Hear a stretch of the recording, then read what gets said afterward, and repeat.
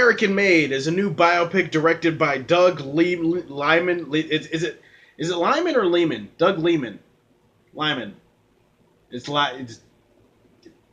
Lehman? I'm just gonna call him Doug Liman from now on because I feel like Dory from Finding Nemo would pronounce his name like that. After all, she pronounced escape the right way. Escape. Doug Liman is directing American Made, which is a true story, a biopic based on the life of Barry Seal. Barry Seal in this movie is played by the one, the only Tom Cruise. And in this movie, Barry Seal is a guy who is a pilot and he's flying for this airline, and then the CIA recruits him and they're like, hey, we need you to run some guns from here to this place in Nicaragua. Can you do it for us? On the way, while he's transporting guns and going back and forth for the CIA, he gets recruited by the drug cartels. The Medellin drug cartel, I think is what they're called, led by Pablo Escobar, among other people. So they're like, hey, how about you start running drugs for us? And so he starts running drugs for them and then guns for the CIA, and he gets mixed up in this whole big, huge, drug-filled, crime-filled life. And that's basically what we've got here. I gotta say, I had a lot of fun with this movie. I love the way it was presented. First of all, this is a very fascinating story. It kind of feels like the unofficial sequel to that movie Blow. You guys remember that movie Blow with Johnny Depp?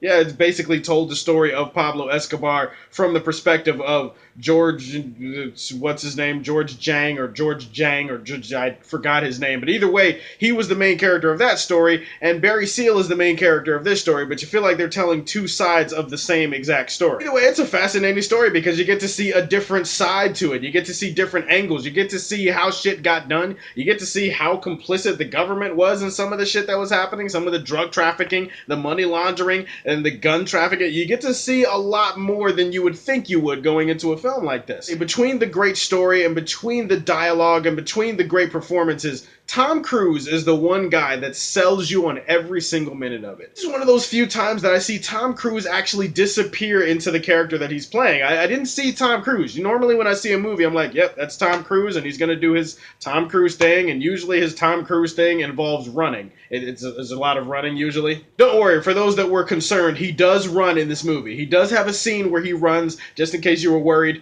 It is in there. That's because when Tom Cruise first became an actor, he signed like a 60-year contract with Hollywood, and in it, it states, hey, every movie that I do for the next 60 years, or at least up until I die, I have to have a running scene. I have to be able to run because I don't work out in my spare time, and this is just my way of getting cardio, and so yeah, just shoot a scene of me running. It doesn't even have to make sense. His attitude in this movie is very infectious. He plays a very carefree, kind of careless, playful energy guy. I mean, he brings a lot of energy to all of the scenes that he's in. Even though he's technically the anti-hero of his own story, and he's not technically a good guy, he does get involved in some pretty dangerous shit. Still feel like you want to root for him for some reason. I still felt like I wanted Tom Cruise to succeed in what he was doing. It had pretty good performances. It had pretty good cinematography. It's directed really well. My God, they may have actually hit a home run with this thing. Instead of it being a home run, I'm gonna downgrade it to basically being a triple, or maybe a double or a triple.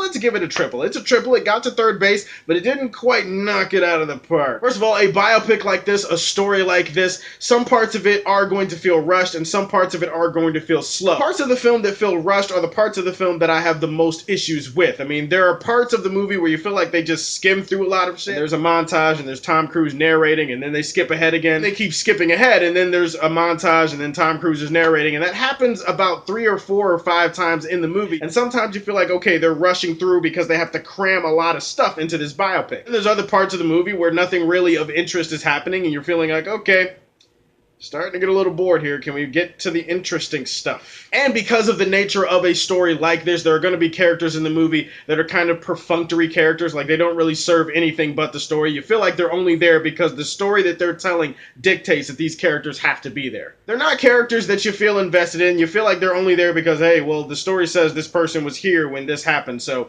let's just have them in there. And because of that, and because there are so many characters getting juggled in this movie, sometimes you're just left going, wait, hold up, wait, who are you again? American Made was a really fun-ass movie. It was fun to take another trip down Pablo Escobar's escapades. Ha! Escobar's escapades.